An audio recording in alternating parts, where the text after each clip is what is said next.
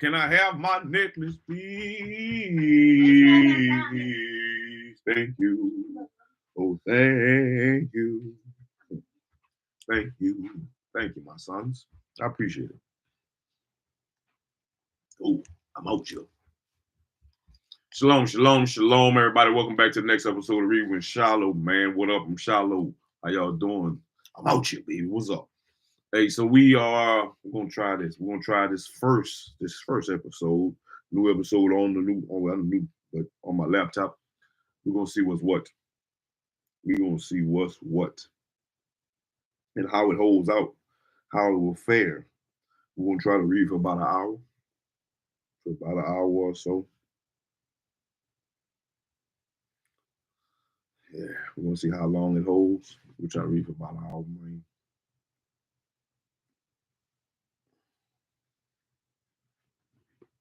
In The Medical Apartheid by Ms. Harriet A. Washington.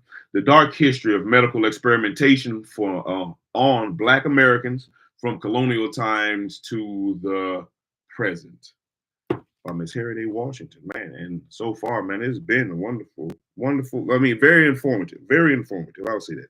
Very informative. I have to keep saying that because that's what it has been. Very informative. A lot of information, things that can lead you down rabbit holes for sure. Mm-hmm.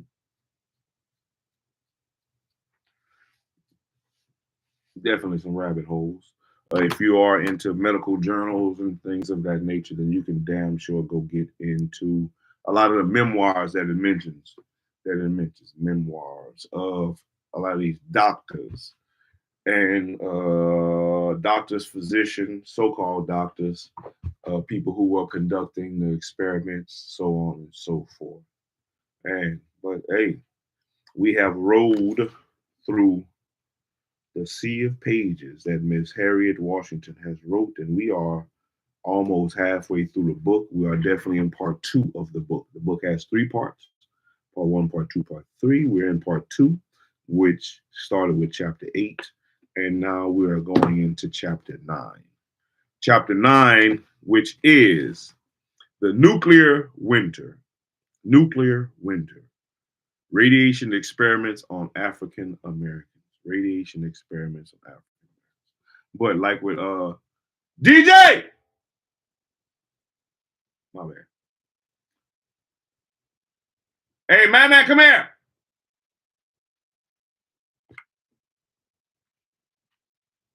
But like with like with the episodes the past couple of weeks, have been trying to work our body, work our mind, and work our bodies again. So that's where we're gonna go, and that's what we're gonna keep rocking with right there. So we can keep that habit growing. DJ, Manoa. Man.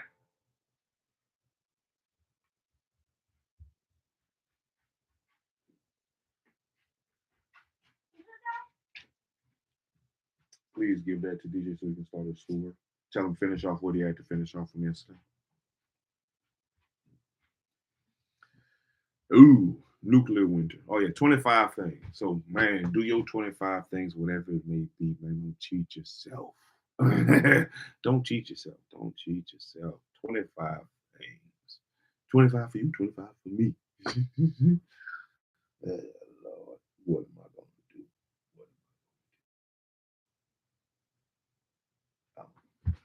I'm gonna do something like I did light earlier. I'm just work this chest area. 1, 2, 3, 4, 5, 6, 7, 8, 9, 10, 11, 12, 13, 14, 15, 16, 17, 18, 19, 21, 22, 23, 24, 25, 26, 27, 28, 29, 30, 31, 32, 33, 34, 35, 36, 37, 38, 39, 40, 41, 42, 43, 44, 45, 46, 47, 48, 49, 50, 51, 52, 53, 54, 56, 57, 58, 59, 60, 61, 62, 63, 64, 65, 66, 67, 68, 69, 70, 71, 72, 78, 79, 80,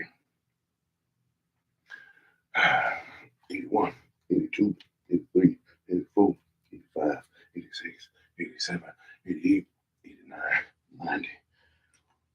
Almost done. 91, 92, 93, 94, 95, 96, 97, 98. Don't cheat yourself.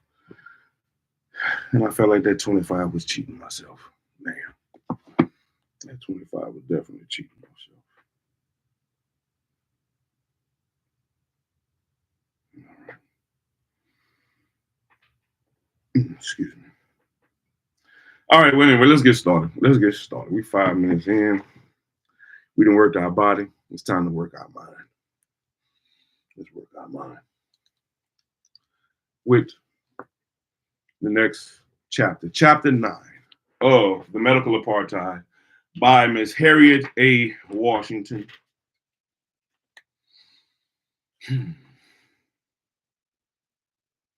Nuclear winter. Nuclear winter. I'm going to have to watch this thing. Radiation experiments on African Americans. If anybody knows how to do a good job of body snatching, they will really be serving their country. Dr. Willard Libby, Nobel Prize laureate on Operation Sunshine.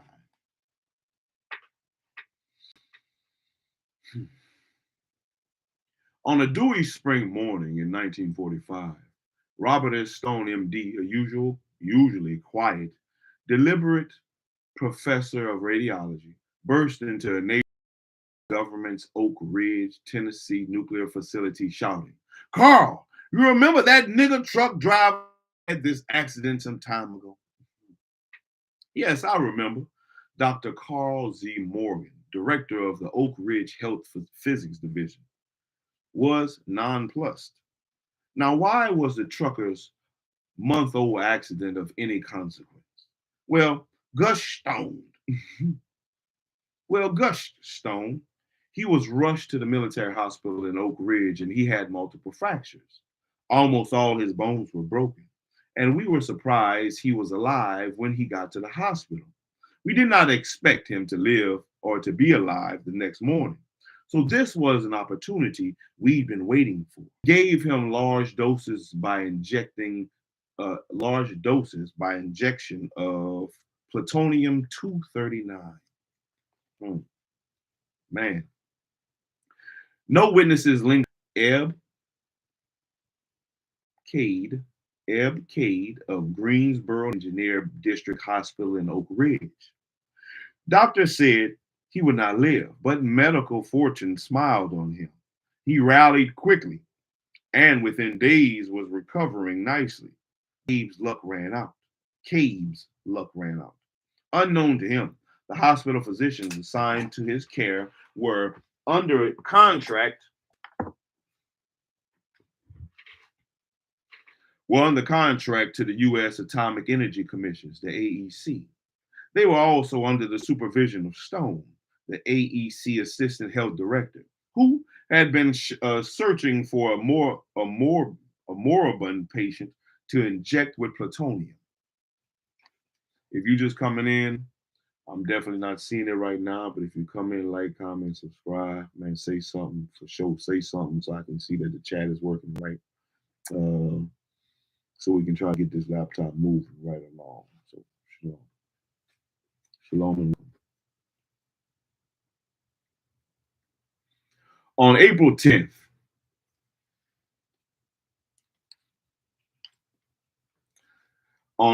10th, without his consent, and 5 days before setting his broken bones, military physician Joseph Howland injected Cade with 4.7 micrograms of plutonium and 41 times the normal lifetime exposure.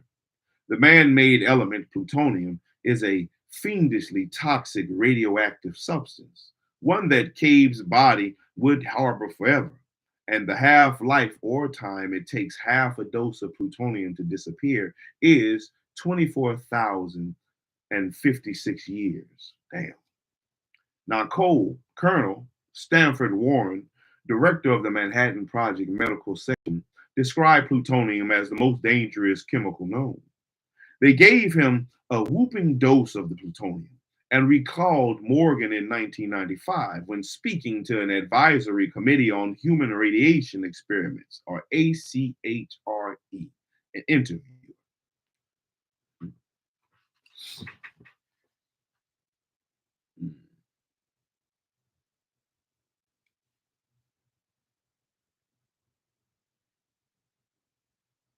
Wright Langham, the chemist who devised the human experiment, justified the toxic injections by explaining to Manhattan Project physicians that the subject was an elderly man whose age and general health was such that there is little or no possibility that the injection could have any effect on the normal course of his life.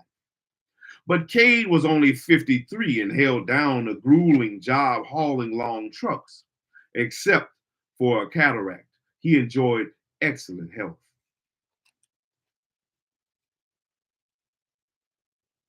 Before they set Cade's broken legs, the AEC doctors completed high priority tasks.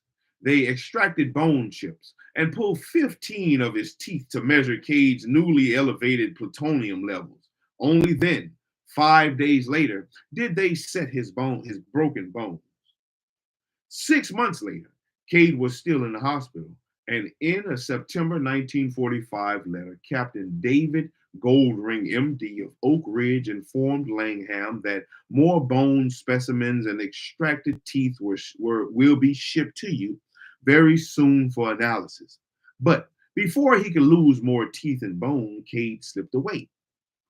One morning, the nurse opened his door and he was gone. And Morgan recalled that they were surprised that a black man who had been expected to die got up and walked out of the hospital and disappeared. Shit, he found his strength. They were all disappointed.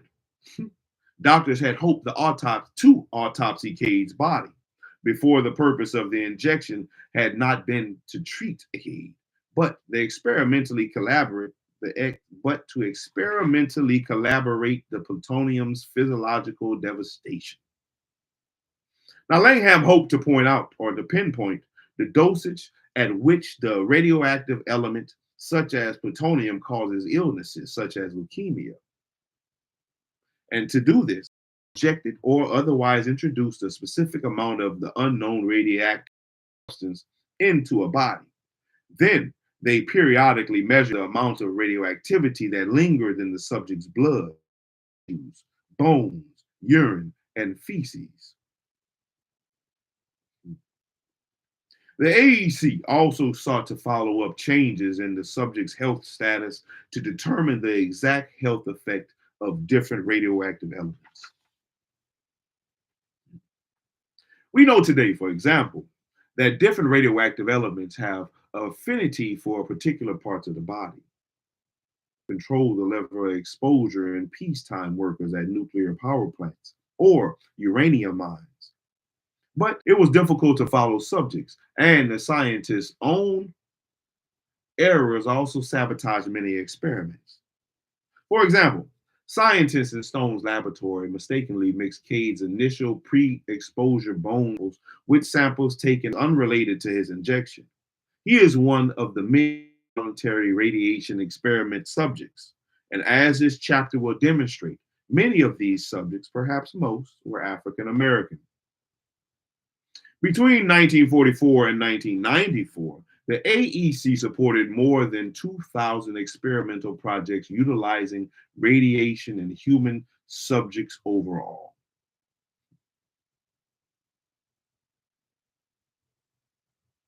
Blacks were at higher risk than whites of being subjected to these Hiroshima and the bombing of Hiroshima in July of 1947. The scientists of the Manhattan Project the atomic bomb with a chilling second act, medical experimentation on hundreds of unsuspecting Americans. And pioneers of nuclear science, such as J. Robert Oppenheimer, Louis Hempelman, and Stafford Warren, masterminded scores of radiation experiments from the headquarters they carved out of the shimmering rust-colored earth on the New Mexico desert in Los Alamos. And in one series of experiments, the Manhattan Project doctors injected plutonium into between 18 to 20 men, women, and children. And they acted without obtaining the consent of these people, informed or otherwise, and without therapeutic intent. The Manhattan Project scientists shrouded themselves in secrecy, referring to the subjects only in code. Cade's was HP-12. The HP stood for human product, and scientists never publicly referred to the nature of the injections. The memo from the Argonne National Laboratory investigator Robert E. Rowland, who reinforced the long-standing verbal taboo outside the CFR, we will never use the words plutonium in parlance. Plutonium became product, or 49, the inversion of the atomic number 94. Eb Cade was the first American to be injected with massive doses of plutonium during this small 1940s pilot program under the direction of the AEC and the DOE. As in the syphilis study of Tuskegee, the victims thought their doctors were caring for them, and claims of imminent death were made in order to justify the toxic injections. But most subjects left the hospital alive, and 10 lived for many years after the exposures. Such outrages strike our post-Tuskegee world as positively diabolical. But the medical wonderkinder and politically savvy scientists who designed these experiments thought it necessary and logical to expand the boundaries of scientific medical knowledge into new radioactive frontiers. Do that shit on your own, people.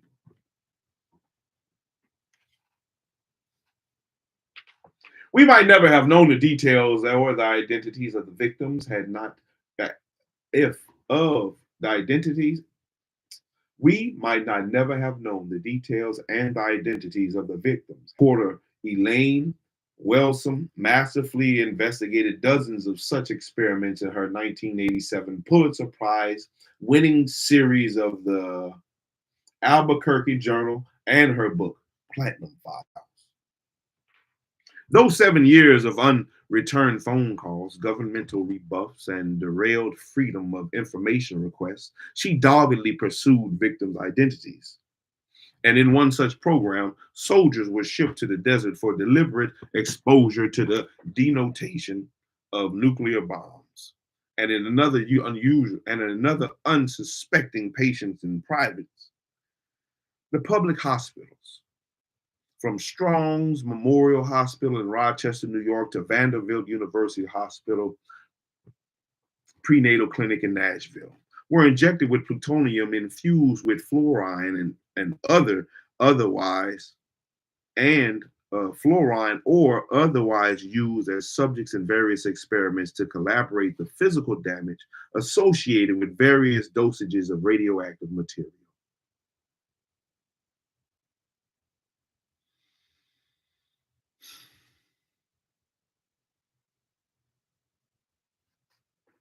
The moribund pregnant women and their fetuses, the poor, the mentally ill, and children in institutions all risked attracting the fatal attention of doctors of the Manhattan Project. And products of this research, including exposure data, death rates, and cancer incidency statistics, and even radioactive, etc., and body parts, were forwarded to Los Alamos. The percentage of African American subjects in 1945 hovered around 10%, but lawyer E. Cooper Brown, who represented plaintiffs in radiation suits, had estimated that 60% were people of color, mostly African American.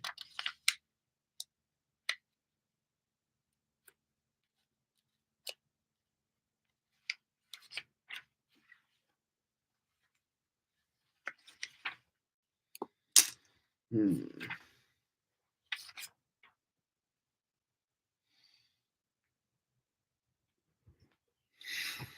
One such subject, Elmer Allen, was on top of the world when his path intersected with that of government doctors wielding syringes and plutonium.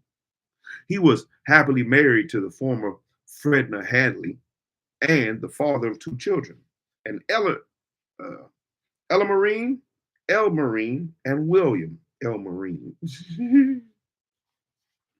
Yeah, I'm about to get to the stopping point. I'm about to get to the stopping point so I can go back. We're gonna stop it there. We're gonna go back and check. I'm gonna go back and check the live just to make sure it's running correctly. Hmm, running correctly. Because I don't see nobody in here right now.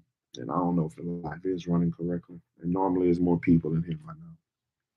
So we're gonna keep pushing on. We'll keep pushing. I'm gonna finish off this paragraph and I'll stop there. I'll stop there. It's gonna be a short one. It's gonna be a short one. I'll come back later after I've checked the live. As long as everything is good to go.